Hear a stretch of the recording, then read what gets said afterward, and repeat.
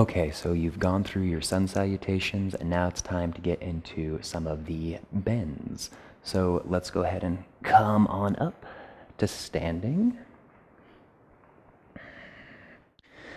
Stand here at the top of your mat, the middle, the back, wherever you like. And Adra Chandrasana, half moon, is one of the postures more oftenly called crescent moon, actually. So bring your hands on up overhead, and you interlace your fingers and bring your pointer finger out. Kind of like a Charlie Angel's grip, if you will. Anyways, biceps by your ears, and heel toe those feet together. You want to engage your glutes because that's going to actually help protect your low back. So, hands on up overhead, and then biceps by your ears, engage your glutes, and you want to lengthen up through your torso, bring your hips out to the left, and then you hinge up and over to the right.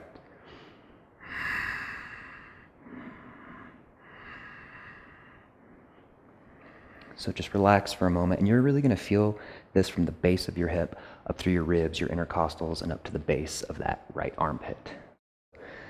You don't want to collapse into this side here.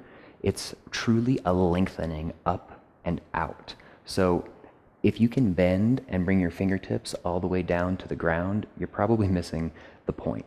You want to grow up and over kind of towards the right there. So biceps by your ears, get your Charlie Angel's grip, and then really squeeze your glutes so you protect your low back. You lengthen up through that torso, hips to the left, and then elongate up and over to the right.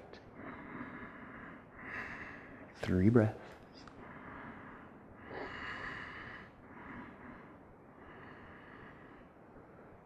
Coming back.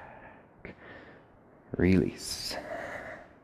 So crescent moon one way, and then crescent moon the other way. Biceps by your ears, hip comes out, elongate, up and over to the right. Remember, don't slouch, and don't tip your shoulder forward or back, or however really you want to keep where your hips are and where your shoulders are more or less in one plane, if you will.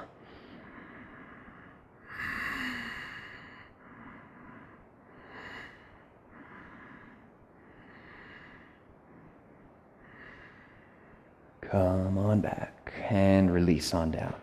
So shake it out a little bit. So that's your crescent, crescent moon, or your side bend. There's quite a few names for it in yoga. Next is your forward fold. So we did forward fold before, but this is a little bit of a different forward fold. It's called Padahastasana, hands to feet pose. So relaxing on down, you start in forward fold actually, which is just hanging out right here. Then separate your feet, hips distance. So hips distance is 2 fists. It's exactly where your leg bones drop out of the sockets and come straight down. Hips distance is not mat's distance. It's actually relatively shallow. So measure with 2 fists in between your feet. That is hips distance, I promise. Then you've got your feet separated, and relax. A couple of options in your hands to feet pose. So bend your knees as much as you need to, and take your peace sign fingers and wrap them around your big toes. From here, just relax, just hang.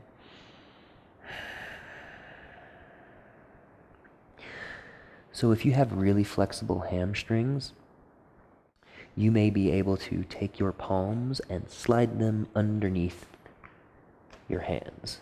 So toes come back towards your heels, fingertips towards your wrist crease. And if you're laughing at this right now, trust me, like a few years ago, I was doing the same thing. You can actually make progress decently quick in some of these postures. So wherever you are, you bend your knees as much as you need to at first, and then you slowly begin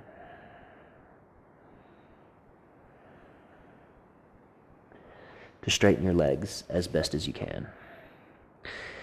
Again, if you just want to use those peace sign fingers here to wrap around your toes and bend your knees as much as you need to, you'll notice that you can actually shift your weight forward a tiny bit, and this will help you to deepen in your Padahastasana.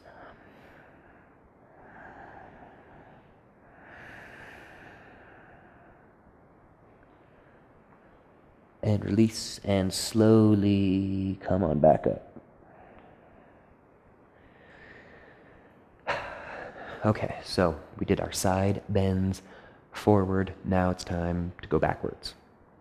So in our back bend, fingertips are pointed up on that low back. There's a few options actually, preferably pointed up, or they can be pointed down to the side, kind of wherever you like. You can make fists and bring them in at your low back. That helps too.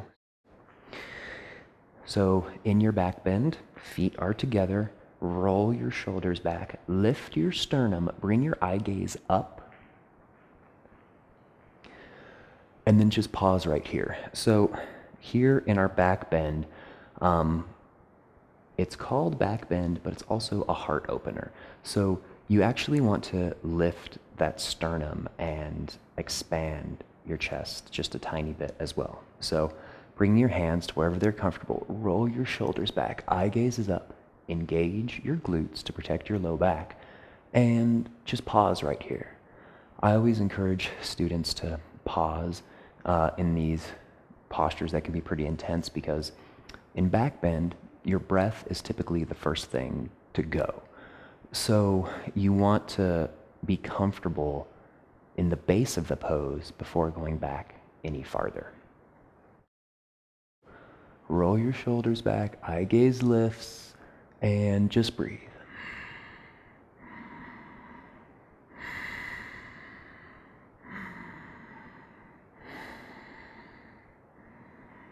And once you're comfortable with your breath, then you begin to hinge back, doing your best to keep your hips stacked right above your heels. Every exhale brings you back. Keep your glutes engaged. Don't forget to lift your heart just gently.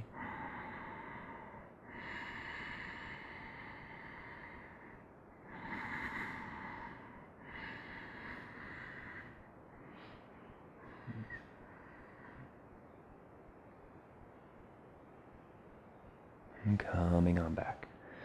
So back bend is pretty intense posture on that back. So it's great to kind of counteract that stretch and alleviate a little bit of that tension. So after back bends, typically instructors will encourage you to come into forward fold.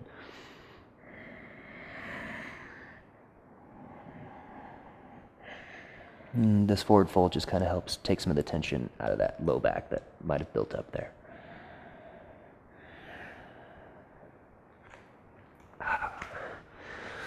So that's it for the bends section. Next, we're going to get into some warrior. So thank you for being here. Thank you for coming along this yoga journey with me. And I'll see you in the next video. Thanks.